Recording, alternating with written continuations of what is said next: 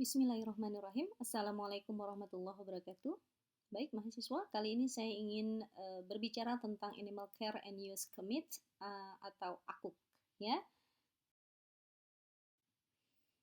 telah diketahui bersama bahwa di dalam penelitian biomedis ya, atau praklinis bahwa hewan dimanfaatkan di dalam riset, ya, baik untuk pengujian obat atau untuk memahami mekanisme penyakit tertentu.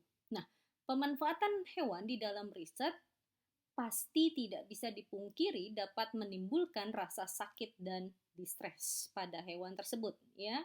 Oleh karena itu, di dalam kajian bioetik hewan, maka kita perlu menetapkan suatu metode atau suatu sistem yang dapat mengeliminasi atau meminimalisir rasa sakit dan distres pada hewan dan atau untuk sebisa mungkin meniadakan penggunaan hewan.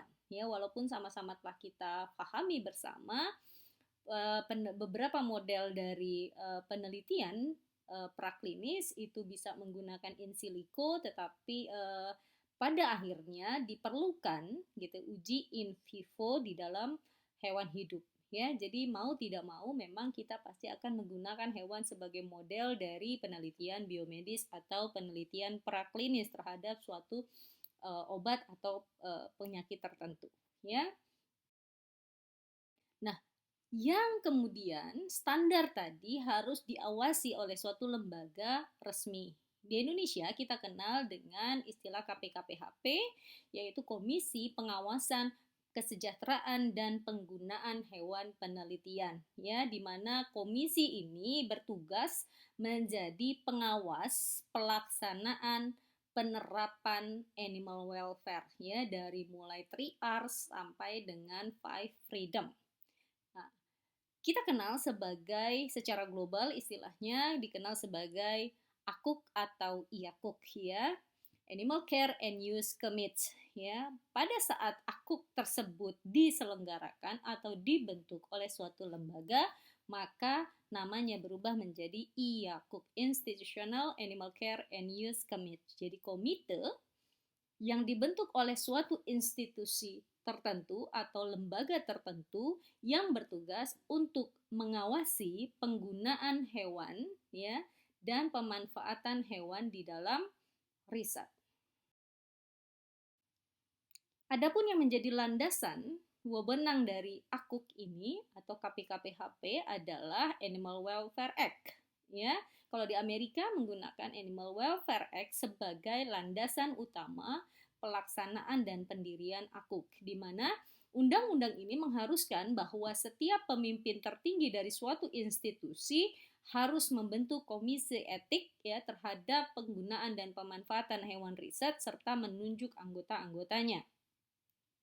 Di negara kita, di Indonesia, itu landasannya adalah Undang-Undang Nomor 18 Tahun 2009 dan Undang-Undang Nomor 41 Tahun 2014 Peternakan dan Kesehatan Hewan, ya, tentang kesejahteraan hewan. Apa yang menjadi landasan IAKUK diperlukan? Ya, pertama, dasarnya bahwa fasilitas hewan yang dimiliki oleh suatu lembaga institusi, ya, apakah universitas, lembaga penelitian atau departemen kesehatan atau badan POM, ya, bahwa kemauan dan keharusan memperoleh akreditasi atas program atau fasilitas penelitian yang menggunakan hewan di suatu institusi. Ya, dasarnya adalah ELEC internasional, sertifikasi ELEC internasional. Jadi untuk mendapatkan akreditasi. Yang kedua adalah suatu bentuk kerjasama internasional antar institusi penelitian biasanya akan menyertakan salah satu klausulnya bahwa lembaga tersebut memiliki komite etik yang mengawasi penggunaan hewan sesuai dengan kaidah-kaidah yang sudah ditetapkan baik secara nasional maupun secara internasional. Kemudian yang ketiga, bahwa persyaratan dari sebagian publikasi artikel, ya, hasil dari riset itu akan dipublikasikan di jurnal-jurnal ilmiah, ya, terakreditasi ataupun terindeks, ya, yang diakui. Nah, ini mempersyaratkan adanya kelayakan etik yang ditandatangani oleh Komite Etik Hewan. Ya, dan yang paling utama dan terutama jelas bahwa IAKUK ini dibutuhkan sebagai bentuk implementasi dari pelaksanaan Five Freedom dan 3 Rs di dalam kegiatan penelitian, pengujian ataupun pendidikan. Ya, menjadi syarat implementasi dan kontrol pelaksanaan Five Freedom dan 3 Rs. Bagaimana komposisi keanggotaan? Ya, di dalam undang-undang ya, komposisi keanggotaan dari AKUK minimal terdiri dari 5 komponen. Yang pertama jelas ada chairman atau ketua, ya. Yang kedua kemudian ada attending veterinarian atau dokter hewan. Yang ketiga ada unsur ilmiah, ya, scientist, di mana scientist nanti yang akan menilai dari sisi keilmuan. Kemudian yang keempat ada unsur non-ilmiah, dan yang kelima adalah anggota yang berasal dari luar institusi atau non-affiliated member. Tetapi jika tidak memungkinkan terdiri dari 5 fungsi tadi, maka kelima fungsi tadi bisa dirampingkan menjadi 3 fungsi. Yang pertama misalnya, chairman itu bisa merangkap sebagai scientist, ya. Jadi poin nomor 1 bisa dirangkap dengan nomor 3. Kemudian non-scientist bisa juga merangkap non-affiliated member. Tujuannya menunjuk non-scientist dan non-affiliated member itu adalah semata-mata untuk menjaga keobjektivitasan keputusan dari komite, ya. Karena orang-orang yang tidak paham atau non-scientist ya tentang dasar-dasar keilmuan, ya, atau dasar-dasar ilmiah serta di luar institusi itu akan memandang suatu permasalahan secara objektif, gitu ya. Apa tugas dari ketua? Ketua ini mendapat dukungan penuh dari pimpinan institusi ya atau I.O. dan biasanya I.O. ini ditunjuk secara langsung. Kemudian diharapkan ketua memiliki pengetahuan yang cukup ya tentang ilmiah, penelitian ilmiah dan metode ilmiah, kemudian memiliki jiwa pemimpin dan biasanya akan cukup disegani oleh anggota lainnya karena misalnya faktor umur atau posisi ya atau senioritas di dalam suatu lembaga. Yang kedua ada dokter hewan. Nah, dokter hewan ini adalah jika suatu lembaga institusi tidak memiliki dokter hewan, maka attending dokter hewan bisa di-hire atau dipanggil ya untuk memberikan keputusan. Kenapa? Karena hewan wewenangnya jelas berada di bawah dokter hewan secara undang-undang. Jadi dokter hewan di sini bertanggung jawab ya secara langsung maupun tidak langsung terhadap laboratorium hewan. Dan dokter hewan jelas sudah mendapatkan pengalaman dan training di dalam lab animal medicine, di dalam pengobatan ya. Kemudian di dalam treatment itu juga skill dari dokter hewan jelas sudah terbukti ya melalui proses pendidikan dan spesies hewan yang dipakai juga bervariasi. Oleh karena itu, dokter hewan menjadi satu syarat mutlak ya keanggotaan yang harus dimiliki oleh suatu komite etik hewan. Yang ketiga, unsur ilmiah atau non-ilmiah, di mana kalau unsur ilmiah ini jelas berpengalaman di dalam metode riset. Ya, bisa riset yang menggunakan hewan atau riset secara umum. Sehingga bisa memperhitungkan secara kevaliditasan dari sisi statistik gitu ya atau misalnya dari sisi penelitian ilmiah apakah metodenya sudah sesuai memenuhi uji validitas dan reliabilitas. Kemudian unsur non-ilmiah yang non-scientist ini bisa saja berasal dari ahli etik, ya, ulama, atau ahli hukum atau staf administrasi yang dimiliki oleh lembaga dalam ya institusi atau di luar institusi.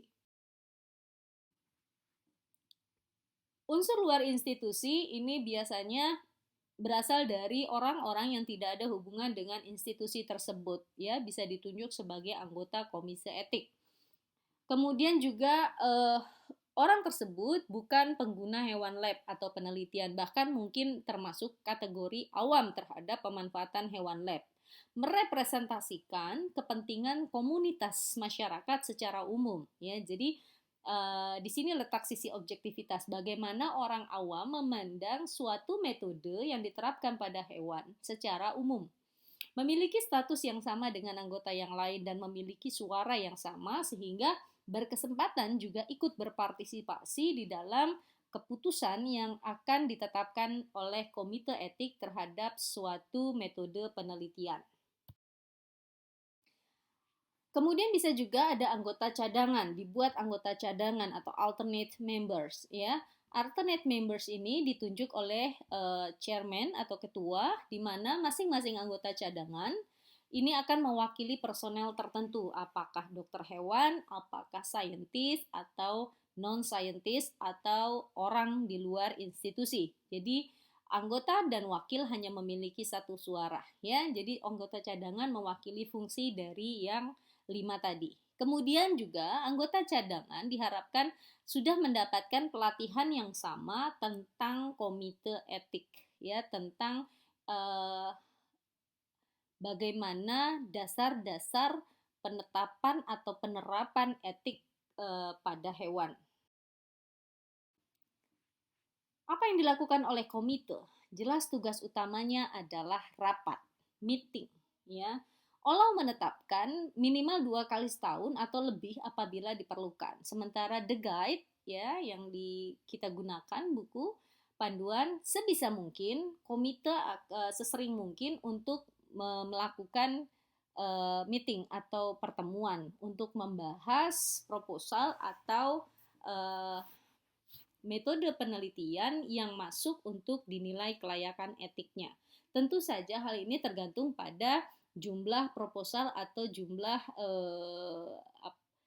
peneliti yang mengajukan kelayakan etik dari metode ilmiah yang diterapkan di dalam penelitiannya. Semakin banyak jumlah proposal yang masuk untuk uji, maka komite akan semakin sering untuk melakukan meeting.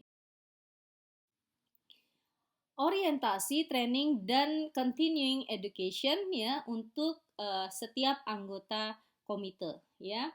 Ini penting sekali dilakukan, ya, bagi komite etik hewan atau komite penelitian, di mana orientasi dan training ini akan meningkatkan pengenalan terhadap program institusi, ya.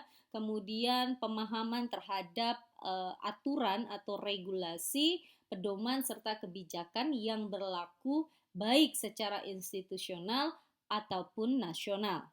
Dan IAKUK, ya, terutama keanggotaan dan kewenangannya ini mengatur dan bertanggung jawab terhadap kelayakan etik dari suatu penelitian. Nah, oleh karena itu ada beberapa prosedur yang diterapkan atau bisa dijalankan oleh IAKUK, oleh komite etik. Yang pertama adalah jelas adanya pengajuan proposal, ya. Pengajuan proposal ini atau protokol penelitian ini diajukan oleh peneliti kepada komite etik, ya. Setelah proposal masuk, maka komite etik akan mereview sesuai dengan fungsi dari kelima anggota masing-masing, ya, sesuai dengan pemahaman dari anggota komite masing-masing. Setelah hasil review, maka akan terbentuk atau diputuskan post approval monitoring, ya. Bagaimana proses pelaksanaannya? Apakah sesuai dengan catatan atau saran yang diberikan oleh komite etik pada saat review? Apakah sesuai dengan apa yang ditulis di dalam protokol, ya, atau menyimpang, ya? Jadi post approval monitoring. Lalu akan dicatat recording, ya, pencatatan hal-hal yang sesuai dan tidak sesuai. Kemudian juga akan ada evaluasi dan jelas handling animal welfare itu yang menjadi fokus utama pembahasan dalam mereview protokol, ya. Jadi tugas komite etik tidak mereview konten, tidak mereview tata bahasa, tetapi mereview hal-hal yang terkait langsung pada hewan. bagaimana hewan tersebut dikandangkan, bagaimana hewan tersebut diberi perlakuan, bagaimana hewan tersebut dirawat ya selama masa penelitian, dan bagaimana akhir dari hewan-hewan tersebut setelah tidak digunakan lagi dalam penelitian. Jadi fokus pembahasan dari komite etik bukan pada proposal, ya, bukan pada kedalaman isi, tetapi hanya berfokus pada hal-hal yang terkait langsung pada hewan saja. Jelas ini diketahui bahwa fungsi dari komite etik adalah mereview protokol, ya. Apa saja yang direview tadi sudah disampaikan, ya, saya notes secara jelas sebelumnya bahwa protokol yang direview hanya mencakup prosedur yang akan dilakukan hanya pada hewan saja. Jadi nanti akan dijustifikasi di dalam metode eksperimen atau metode penelitiannya, spesies hewan apa yang bisa diberikan atau dipilih di dalam penelitian tersebut, kemudian berapa banyak jumlah hewan, ya, sesuai dengan kaidah etiknya dan sesuai dengan validitas dari uji statistik. Kemudian pain code-nya, ya, di dalam treatmentnya apakah menggunakan pain code level 1, 0, ya, atau severe, ya. Kemudian bagaimana jika memang hewan tersebut harus dibunuh atau dimatikan, metode eutanasi yang digunakan seperti apa dan dosisnya berapa. Kemudian juga komite etik memastikan, ya, di dalam protokol dipastikan apakah peneliti dan staf yang melakukan aktivitas dengan hewan itu cukup qualified, ya, apakah cukup bisa memiliki skill, misalnya pada saat hewan tersebut disuntik, apakah ada orang yang menangani hewan tersebut memiliki legalitas untuk melakukan aktivitas menyuntik hewan, ya. Kemudian dosis yang disuntik, kemudian administrasi lokasi suntikan ada di mana, ya. Jadi hal-hal tersebut yang kemudian direview. Dan juga memastikan bahwa tidak terjadi duplikasi. Karena dengan duplikasi penelitian, maka kita menggunakan hewan yang sama dengan perlakuan yang sama pada penelitian sebelumnya. Ini termasuk kategori reduction, ya. Jadi kita buang-buang nyawa hewan gitu untuk melakukan riset yang sama.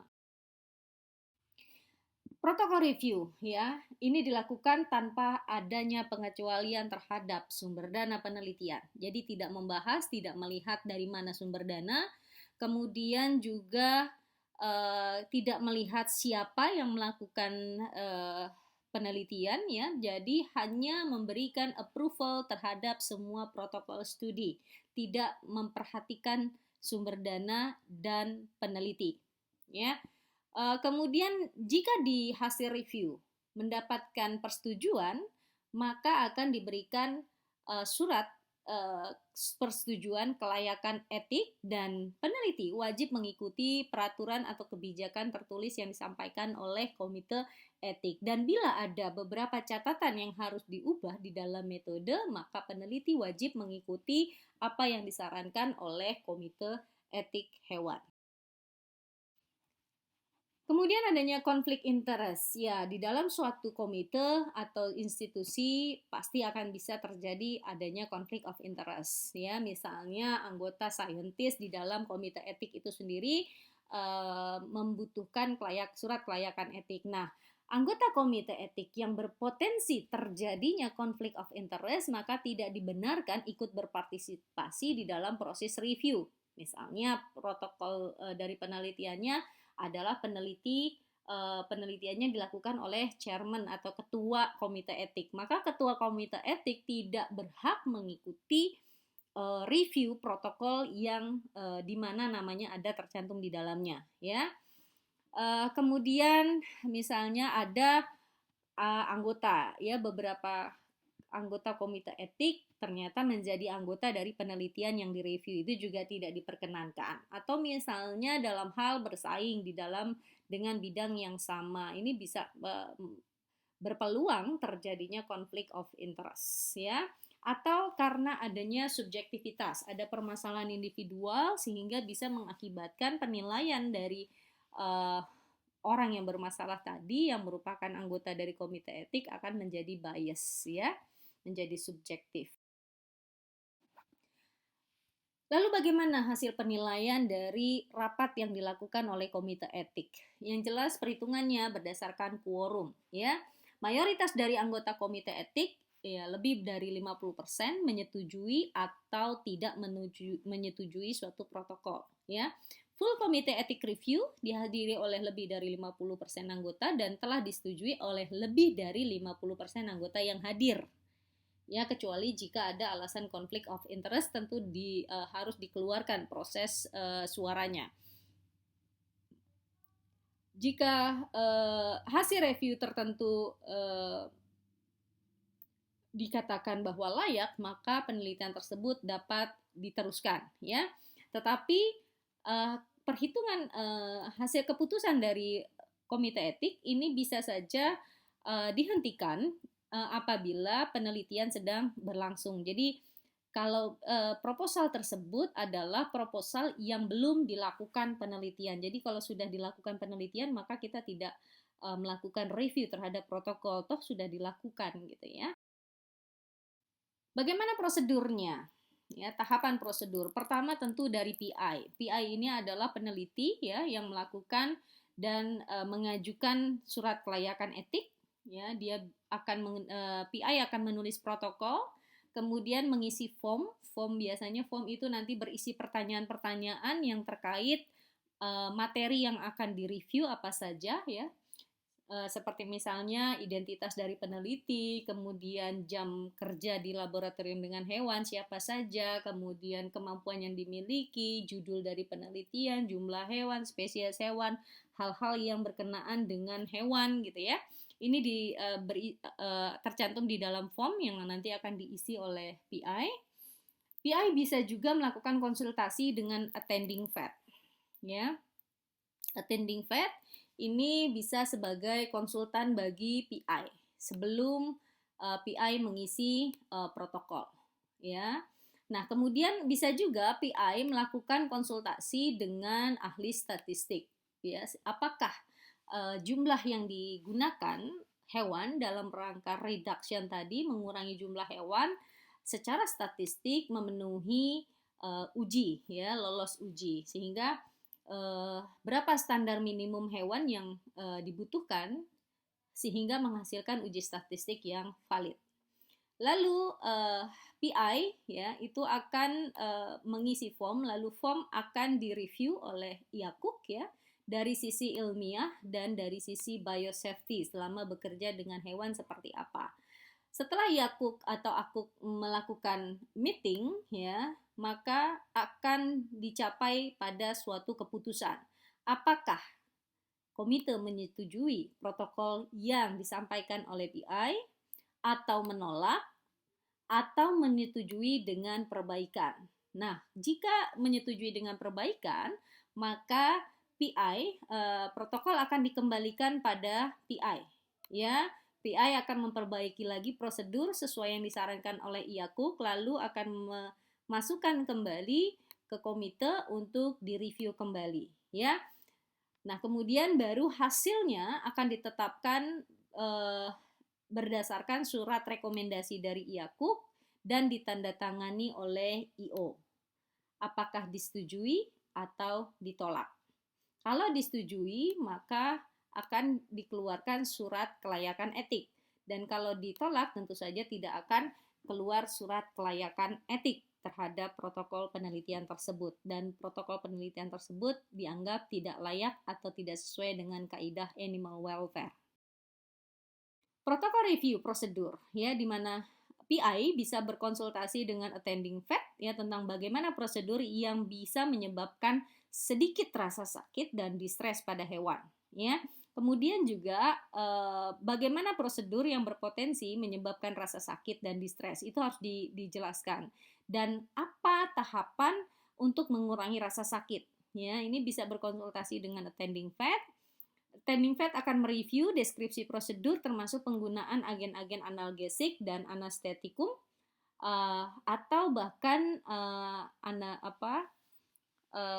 obat-obatan yang digunakan di dalam penelitian. Apakah menghasilkan efek toksik atau efek samping yang membahayakan kehidupan hewan. Nah, ini adalah kewenangan dari dokter hewan. Ya, jadi semua prosedur yang melibatkan hewan itu harus sepengetahuan dari dokter hewan. Atau paling tidak di bawah supervisi dari dokter hewan, karena dokter hewan yang memegang legalitas undang-undang segala sesuatu yang berhubungan dengan hewan. Protokol review prosedur. Pre-review. Yang pertama, protokol dikirim ke sekretaris IAKUK untuk diperiksa kelengkapan, dan apabila diperlukan, maka peneliti bisa saja dimintai keterangan tambahan ya atau klarifikasi. Contoh misalnya pada studi literatur. Lalu tahap kedua dilakukan review. Setelah peer review, protokol akan didistribusikan kepada seluruh anggota IAKUK ya.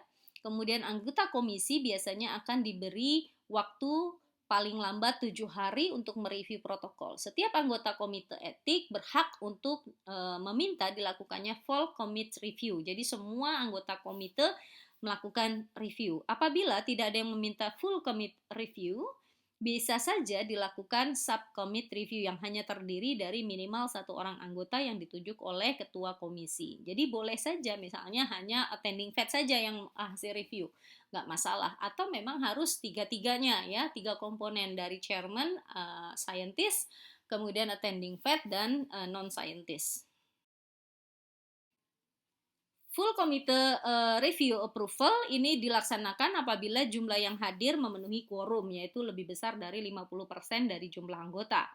Approval didapatkan bila protokol disetujui oleh mayoritas, dia lebih dari 50% dari quorum yang hadir. Nah, protokol bisa saja disetujui tanpa ada perubahan atau disetujui dengan perubahan-perubahan tertentu ya, jadi melalui catatan-catatan. Nah, ini akan dikembalikan kepada PI jika harus diperbaiki. Nah, protokol bisa saja langsung tidak disetujui, ya. Biasanya hal-hal yang sangat berkaitan erat dengan mengakibatkan hewan tersebut mati atau sangat kesakitan, ya, dan tidak ada tindakan dari PI. Nah, ini bisa saja langsung tidak disetujui. Lalu ada ad hoc. Ya, ad hoc ini dibutuhkan seorang saintis yang bukan anggota ya, bisa saja dipanggil untuk hadir di dalam rapat IAKUK ya. Jadi saintis di luar dari komite etik, dan ini berfungsi sebagai konsultan ya untuk mereview suatu protokol tertentu yang mungkin saja mendapatkan keputusan yang tidak bulat gitu ya di dalam rapat komite ya, jadi bisa ada konsultan tambahan, dan hal ini dilakukan apabila protokol penelitian direview di luar lingkup pengetahuan dari anggota IAKUK yang melakukan rapat. Kebijakan IAKUK mengharuskan prosedur tertentu untuk direview oleh full commit, misalnya untuk multiple survival major surgery ya, dokter hewan akan memberikan pandangan keilmuannya ya, pengetahuannya sebagai seorang yang memegang legal arts, yang memegang kewenangan penuh terhadap hewan, penanganan hewan. Nah, ini dan akan menjadi pertimbangan utama. Kemudian prosedur invasif yang bisa berbahaya terhadap keberlangsungan hidup hewan. Kemudian pada prosedur-prosedur yang melakukan aktivitas pembatasan pakan dan minum ya, misalnya untuk menghasilkan stres atau menurunkan kadar gula darah, biasanya akan dibatasi pembatasan pakan dan minum. Atau misalnya pada saat hewan tersebut diteliti dan untuk diproduksi antibodi ya, berasal dari serum hewan. Nah, ini juga perlu dilakukan full commit. Kemudian penelitian tentang tumor ya, atau misalnya penyakit infeksi dengan potensi zoonosis yang sangat tinggi. Kemudian juga jika di dalam protokol terdapat prosedur yang menyebabkan rasa sakit tetapi pemanfaatan analgesik tidak diperkenankan karena bisa menghasilkan data yang bias ya. Nah, ini juga perlu full commit ya.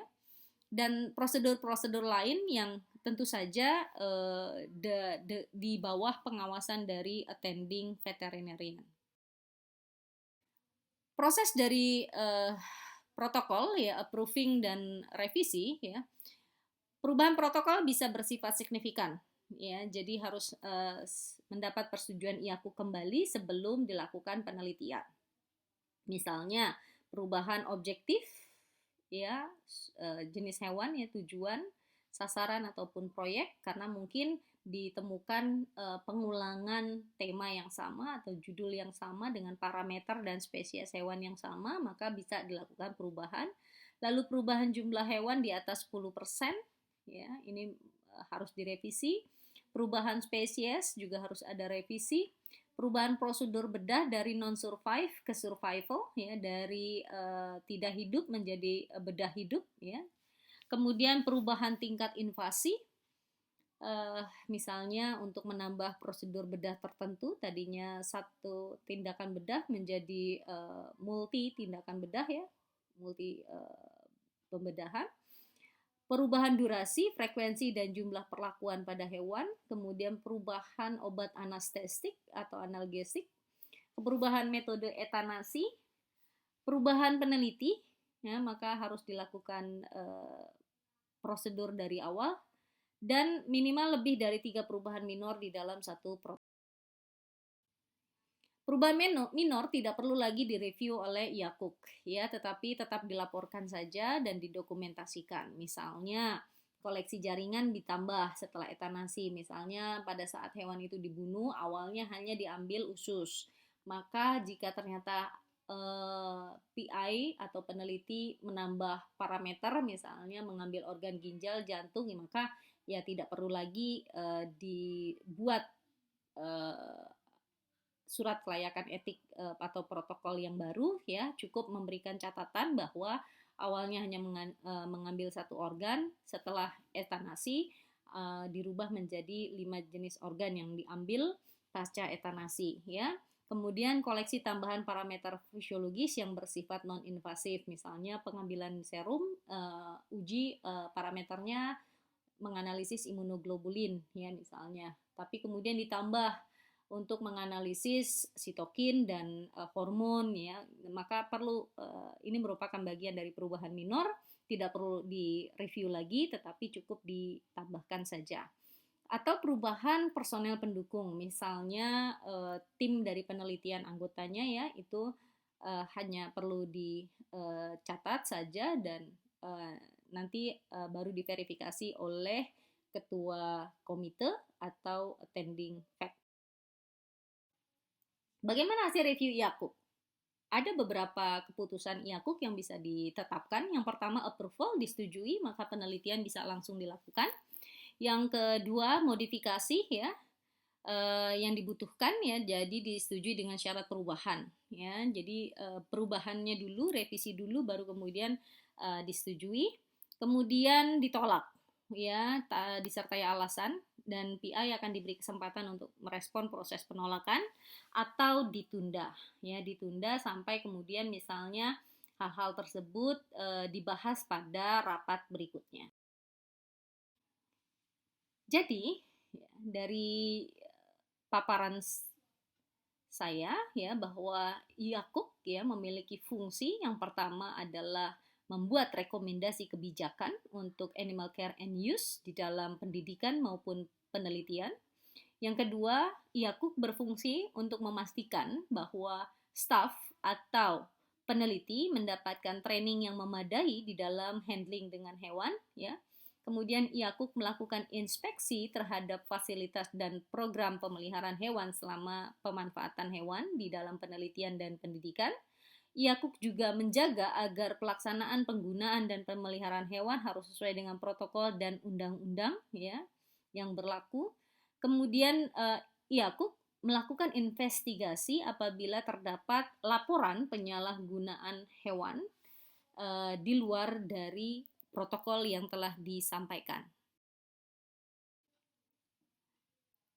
Oleh karena itu, IAKUK akan membuat kebijakan. Ya, jadi IAKUK memperbarui kebijakan bagaimana penanganan hewan.